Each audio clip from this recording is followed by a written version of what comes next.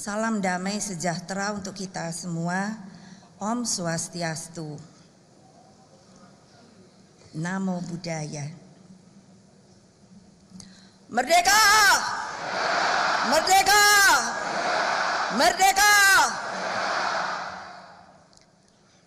Yang saya hormati Presiden Republik Indonesia Insinyur Joko Widodo,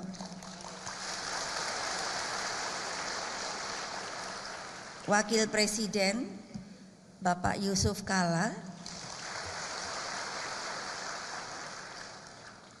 Ketua Majelis Permusyawaratan Rakyat sekaligus juga sebagai Ketua Umum Partai Amanat Nasional Bapak Zulkifli Lubis,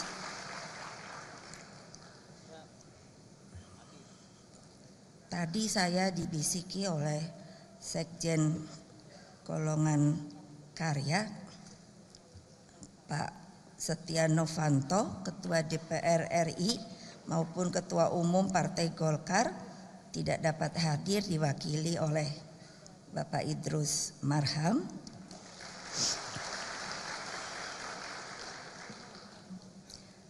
Saya tidak bisa lihat dari sini, jadi saya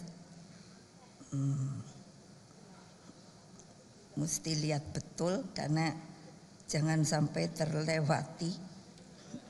Ketua Umum Partai Kebangkitan Bangsa Bapak Muhaimin Iskandar,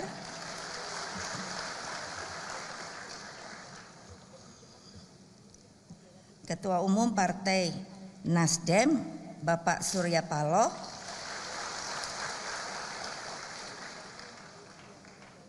Ketua Umum Partai Persatuan Pembangunan Bapak Muhammad Roma Hurmuzi.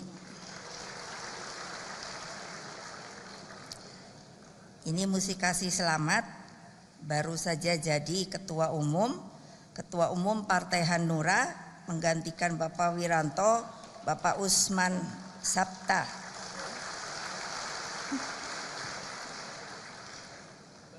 Juga ini baru jadi Ketua Umum sahabat saya, Ketua Umum Partai Keadilan dan Persatuan Indonesia Bapak AM Hendro Priyono, para Menteri Koordinator dan para Menteri Kabinet Kerja yang hadir di acara ini. Mohon maaf, apa Bapak Haidar ada ya? Tidak ada ya? Tidak ada ya? Ya?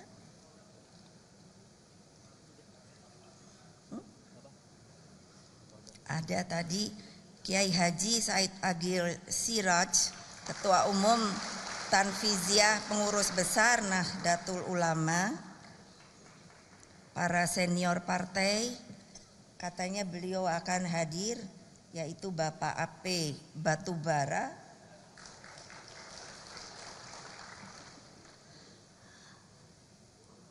seluruh kader partai, teman-teman pers, dan hadirin hadirat yang dengan mohon maaf saya tidak bisa saya sebut satu persatu.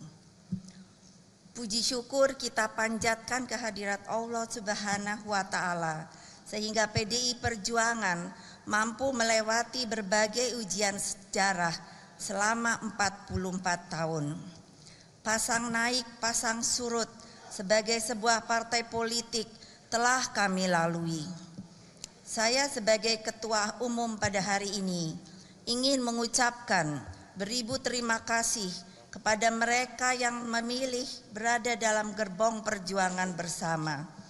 Terima kasih kepada mereka yang tetap setia meski kadang partai ini mendapat terpaan gelombang yang begitu dahsyat. Mereka selalu ada, tidak hanya ketika partai ini sedang berkibar, namun justru memperlihatkan kesetiaannya ketika partai ini berada dalam posisi yang sulit. Izinkan saya memberikan penghormatan dan penghargaan sebesar-besarnya kepada antara lain Bapak Yakob Nuawea, Bapak Alexander Litai, dan Bapak Mangara Siahaan, dan masih banyak mereka yang lain yang tidak bisa saya sebut satu persatu. Mereka telah mendahului kita menghadap Sang Khalik sebagai pejuang partai. Mereka tidak hanya ada dalam sejarah hidup saya, namun juga adalah tokoh-tokoh yang berjuang mempertahankan partai ini sebagai partai ideologis. Kesetiaan yang mereka tunjukkan sepanjang hidup kepartaian bagi saya adalah bentuk kesetiaan ideologis yang sudah seharusnya dihayati dan dijalankan oleh setiap kader partai. Hadirin yang saya muliakan, dari awal saya membangun partai ini tanpa ragu. Saya telah menyatakan dan memperjuangkan bahwa PDI Perjuangan adalah partai ideologis dengan ideologi Pancasila 1 Juni 1945. Syukur alhamdulillah pada tanggal 1 Juni tahun 2015 yang lalu, Presiden Jokowi telah menetapkan 1 Juni 1945 sebagai hari lahirnya Pancasila. Terima kasih Bapak Presiden. Artinya, secara resmi negara telah mengakui bahwa Pancasila 1 Juni 1945 sebagai ideologi bangsa Indonesia. Saudara-saudara sekalian, para kader partai yang saya cintai, peristiwa di penghujung tahun 2015 telah menggugah sebuah pertanyaan filosofis dalam diri saya. Cukupkah bagi bangsa ini sekedar memperingati 1 Juni sebagai hari lahirnya Pancasila? Dari kacamata saya, pengakuan 1 Juni sebagai hari lahirnya Pancasila membuat suatu konsekuensi logis, ideologis yang harus dipikir oleh kita semua. Dengan pengakuan tersebut, maka segala keputusan dan kebijakan politik yang kita produksi pun sudah seharusnya bersumber pada jiwa dan semangat nilai-nilai Pancasila 1 Juni 1945. Apa yang terjadi di penghujung tahun 2015 harus dimaknai sebagai cambuk yang mengingatkan kita terhadap pentingnya Pancasila sebagai pendeteksi sekaligus tameng proteksi terhadap tendensi hidupnya ideologi tertutup yang mengancam persatuan dan kesatuan bangsa. Ideologi tertutup tersebut bersifat dogmatis. Ia tidak berasal dari cita-cita yang sudah hidup dari masyarakat. Ideologi tertutup tersebut hanya muncul dari suatu kelompok tertentu yang dipaksakan diterima oleh seluruh masyarakat. Mereka memaksakan kehendaknya sendiri. Tidak ada lagi dialog, apalagi demokrasi. Apa yang mereka lakukan hanyalah kepatuhan yang lahir dari watak kekuasaan totaliter dan dijalankan dengan cara-cara totaliter pula. Bagi mereka, teror dan propaganda adalah jalan kunci tercapainya kekuasaan. Syarat mutlak hidupnya ideologi tertutup adalah lahirnya aturan-aturan hingga dilarangnya pemikiran kritis. Mereka menghendaki keseragaman dalam berpikir dan bertindak dengan memaksakan kehendaknya. Oleh karenanya, pemahaman terhadap agama dan keyakinan sebagai bentuk kesosialan pun dihancurkan, bahkan kalau bisa dimusnahkan. Selain itu, demokrasi dan keberagaman dalam ideologi tertutup tidak ditolerir karena kepatuhan total masyarakat menjadi tujuan. Tidak hanya itu, mereka benar-benar anti kebenekaan kita. Itulah yang muncul dengan berbagai persoalan SARA akhir-akhir ini. Di sisi lain, para pemimpin yang menganut ideologi tertutup pun memosisikan diri mereka sebagai pembawa self-fulfilling prophecy, para peramal masa depan. Mereka dengan fasih meramalkan yang akan pasti terjadi di masa yang akan datang, termasuk dalam kehidupan setelah dunia fana. Padahal notabene mereka sendiri tentu belum pernah melihatnya. Saudara-saudara sekalian yang saya cintai, apa yang saya sampaikan di atas tentu ideologi tertutup, jelas bertentangan dengan Pancasila. Pancasila bukan suatu ideologi yang dipaksakan oleh Bung Karno atau pendiri bangsa lainnya. Pancasila lahir dari nilai-nilai norma, tradisi, dan cita-cita bangsa Indonesia sejak masa lalu, bahkan jauh sebelum kemerdekaan kita.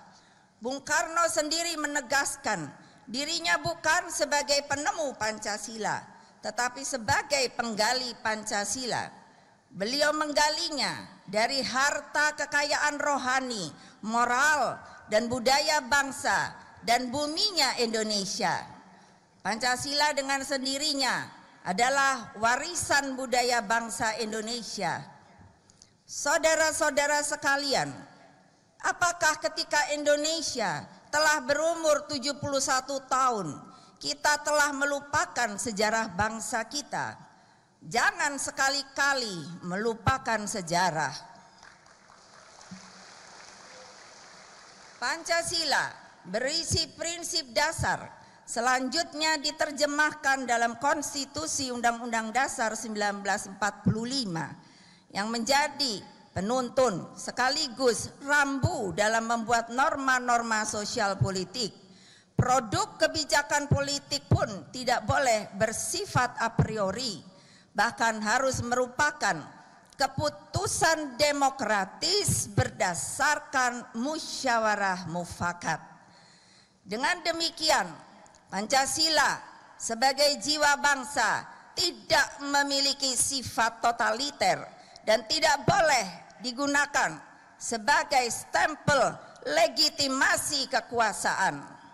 Pancasila bersifat aktual, dinamis, antisipasif, dan mampu menjadi light star, bintang penuntun dan penerang bagi bangsa Indonesia.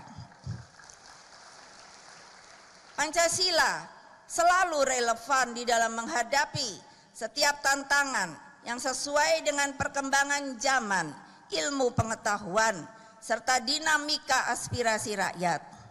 Namun, tentu saja implementasi Pancasila tidak boleh terlalu kompromistis saat menghadapi sesuatu yang bertentangan dengan nilai-nilai dasar yang terkandung di dalamnya.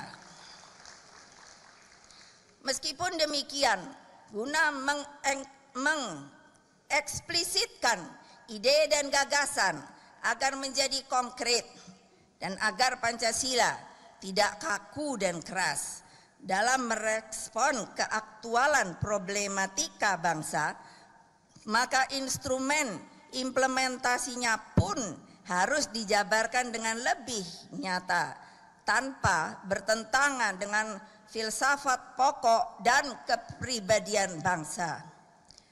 Ini penting bagi Pak Zul sebagai Ketua MPR.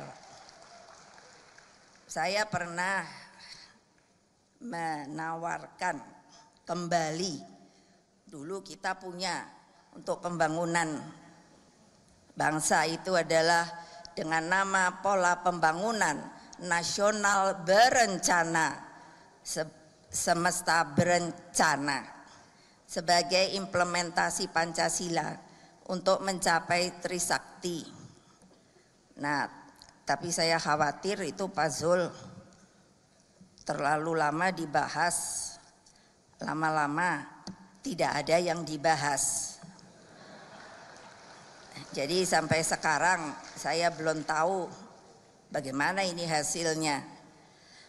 Saudara-saudara sekalian, Indonesia diakui sebagai negara demokratis, namun demokrasi yang kita anut dengan Pancasila sebagai the way of life bangsa telah secara tegas mematrikan nilai-nilai filosofis ideologis agar kita tidak kehilangan arah dan jati diri bangsa. Pancasila kita tahu 5 sila. Jika diperas maka dia akan menjadi trisila. Terdiri pertama adalah sosionasionalisme yang merupakan perasan dari kebangsaan dan internasionalisme, kebangsaan dan pri-kemanusiaan. Kedua, sosiodemokrasi. Demokrasi yang dimaksud bukan demokrasi barat, tetapi demokrasi yang dimaksud adalah demokrasi politik ekonomi, yaitu demokrasi yang melekat dengan kesejahteraan sosial, yang kalau diperas lagi menjadi satu dalam sosiodemokrasi. Yang ketiga adalah ketuhanan, menjadi poin ketiga, bukan karena derajat kepentingannya paling bawah, salah, tetapi justru karena ketuhanan sebagai pondasi kebangsaan, demokrasi politik dan ekonomi yang kita anut. Tanpa ketuhanan, bangsa ini pasti oleng. Ketuhanan yang dimaksud adalah ketuhanan dengan cara berkebudayaan dan berkeadaban, dengan saling hormat menghormati satu dengan yang lain, dengan tetap tidak kehilangan karakter dan identitas kita sebagai bangsa Indonesia. Bung Karno menegaskan sangat jelas, kalau kamu mau jadi Hindu, jangan jadi orang India. Kalau kamu mau menjadi orang Islam, jangan jadi orang Arab. Kalau kamu mau menjadi orang Kristen, jangan jadi orang Yahudi. Tetaplah jadi orang Indonesia dengan adat budaya Nusantara yang kaya raya ini.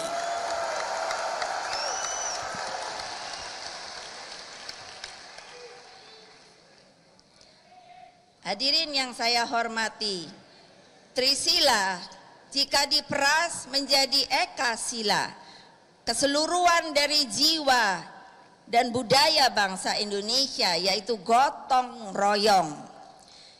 Inilah suatu paham yang dinamis, berhimpunnya semangat bersama untuk membanting tulang bersama, memeras keringat bersama, untuk kebahagiaan bersama. Kebahagiaan yang dimaksud adalah kebahagiaan kolektif sebagai sebuah bangsa yang memiliki 3 kerangka. Pertama, satu negara Republik Indonesia yang berbentuk negara kesatuan dan negara kebangsaan yang demokratis dengan wilayah kekuasaan dari Sabang hingga Merauke, dari Miangas hingga ke Rote. Kedua, satu masyarakat yang adil dan makmur material dan spiritual dalam wadah negara kesatuan Republik Indonesia. Ketiga, satu persahabatan yang baik antara Republik Indonesia dan semua negara di dunia atas dasar saling hormat menghormati satu sama lain, dan atas dasar pembentuk satu dunia baru yang bersih dari penindasan dalam bentuk apapun menuju perdamaian dunia yang sempurna. Adapun untuk mencapai kerangka tujuan di atas diperlukan 2 landasan, yaitu landasan ideal, yaitu Pancasila, dan landasan struktural, yaitu pemerintahan yang stabil. Untuk itulah PDI Perjuangan selalu ikut dan berdiri kokoh menjaga jalannya pemerintahan Presiden Jokowi dan Wapres Yusuf Kala sebagai suatu pemerintahan yang terpilih secara konstitusional melalui pemilu langsung. Jadi kalau ada yang mau macam-macam itu Bapak Presiden, Bapak Wapres, panggil saja kita.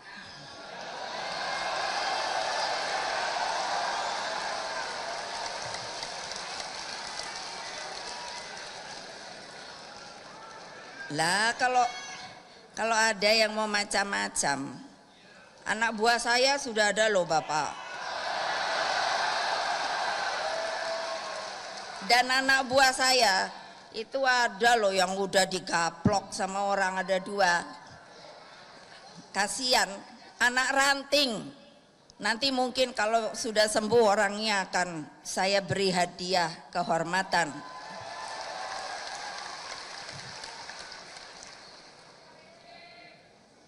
Anak-anak saya ini nakal-nakal Bapak Presiden. Tapi kalau untuk bangsa dan negara, jiwa mereka berikan. Siap? Siap? Siap? Keduanya merupakan syarat mutlak atas tanggung jawab sejarah yang harus kita tuntaskan, sekaligus sebagai konsekuensi ideologis yang telah saya sampaikan di awal, yang mengakui Pancasila 1 Juni 1945 sebagai ideologi bangsa. Kader-kader partai yang saya cintai, hadirin yang saya hormati, saya menjabarkan hal-hal di atas dalam forum yang berbahagia ini untuk menegaskan kembali bahwa PDI Perjuangan tetap memilih jalan ideologi.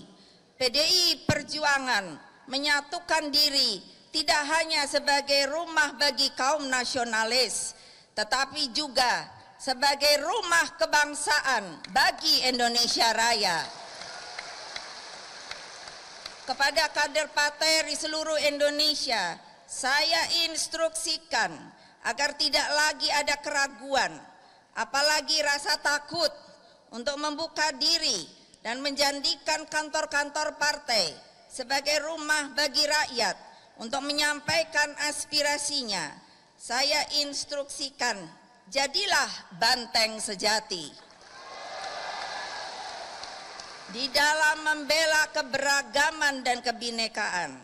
Berdirilah di garda terdepan, menjadi tameng yang kokoh untuk mempertahankan negara kesatuan Republik Indonesia. Saya yakin TNI dan Polri akan bersama kita dalam menjalankan tugas ini dan tidak akan memberi ruang sedikit pun pada pihak-pihak yang anti Pancasila dan anti demokrasi Pancasila.